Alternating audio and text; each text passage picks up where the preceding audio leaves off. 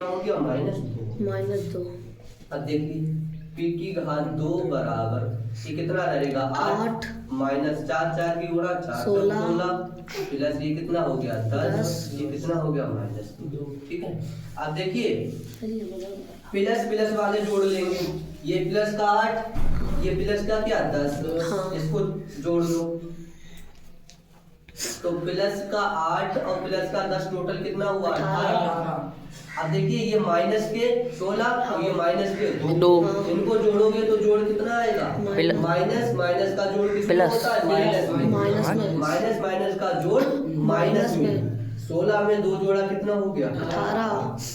ये कितना हो गया p2 बराबर। अब देखिए प्लस के 18 माइनस के 18 ये आपस में घटेंगे तो कितना बनेगा 0।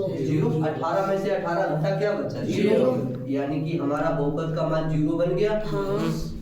यानी कि जब हमने 2 लगाया पहला शून्य 2 लगाया तो 2 लगाने पे हमें बहुपद का मान 0 मिला।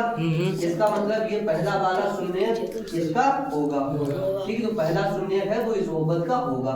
लेकिन अभी 2 और बाकी बचे हैं, इनको भी चेक करना है कि ये दोनों इसके शून्य है या नहीं है। तो उसमें भी हम ऐसे ही करेंगे। अभी हमने x बराबर 2 लिया था, अब x बराबर कितना लेंगे 1 और इसमें लगाएंगे। ठीक है, तो अब देखो x बराबर 1 लगाने पर, ठीक तो लगाइए बहुपद हमारे पास क्या है p x बराबर x घात 3 माइनस 4x की घात 2 प्लस 5x माइनस 2। अब देखिए आपकी बार x की जगह पे कितना लगाना है बोलो 1। जहाँ जहाँ पे x है वहाँ पे 1 लगा दो। x की घात 3 माइनस 4 गुणा ये 1 कहाँ से आ रहा है पता लगा प्लस 5 गुणा 1 माइनस 2। t ब्रैकेट में 1 बराबर। अब एक की 3 बार गुणा करोगे क्या आएगा बताइए। एक की 3 बार गुणा करोगे एक ही रहेगा। एक की आप कितनी बार गुणा कर लो क्या रहता है एक ही रहेगा। माइनस ऐसे यहाँ पे आप 4 गुणा एक की आप 2 बार गुणा करोगे एक ही रहेगा। प्लस 5 एकम 5 माइनस 2। अब देखिए p1 बराबर ये कितना हो गया 1 माइनस 4 एकम 4 और यहाँ पे रहेगा प्लस का 5 और माइनस 2। अब एक जैसे जोड़ लो, प्लस प्लस वाले जोड़ लो माइनस माइनस वाले।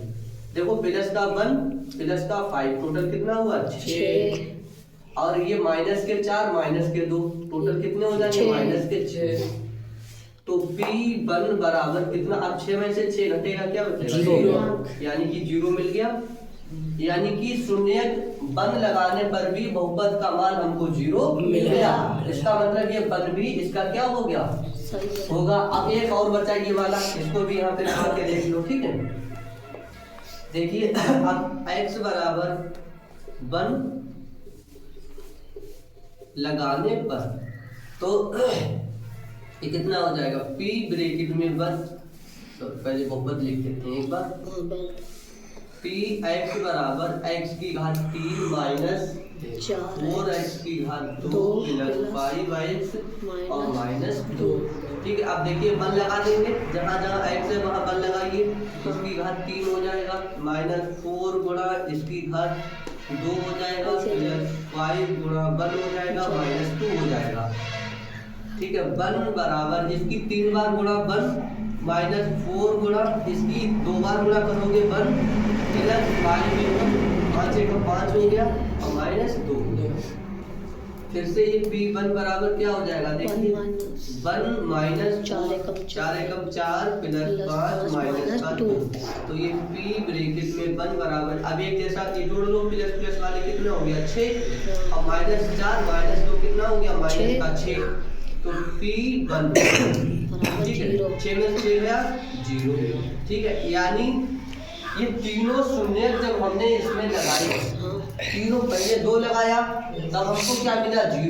फिर हमने 1 लगाया बहुपद का मान क्या मिला 0। फिर हमने अगला 1 लगाया फिर से बहुपद का मान क्या मिला 0। और हमने आपको क्या बताया था कि ये शून्यक लगाने पर अगर बहुपद का मान 0 हो आता है तो ये इसके शून्यक कहलाएंगे। अगर ये लगाने पर इनका मान 0 नहीं बना या इसका मान 0 नहीं आया निकल के तो ये इसके शून्यक नहीं होंगे। तो यहाँ पे क्या है, यहाँ पे तो तीनों लगाने पर तीनों में क्या आया मान 0। तीनों शून्यक लगाया हमने तो तीनों पे हमको क्या मिला 0। तो इसका मतलब ये तीनों इस बहुपद के शून्यक है। तो यहाँ लिख दो